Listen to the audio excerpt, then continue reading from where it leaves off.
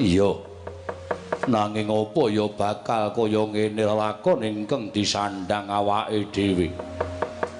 Jroning alastik brasara ingkang sekawit akeh buron wana saiki wis padha entek dadi pangane awake dhewe.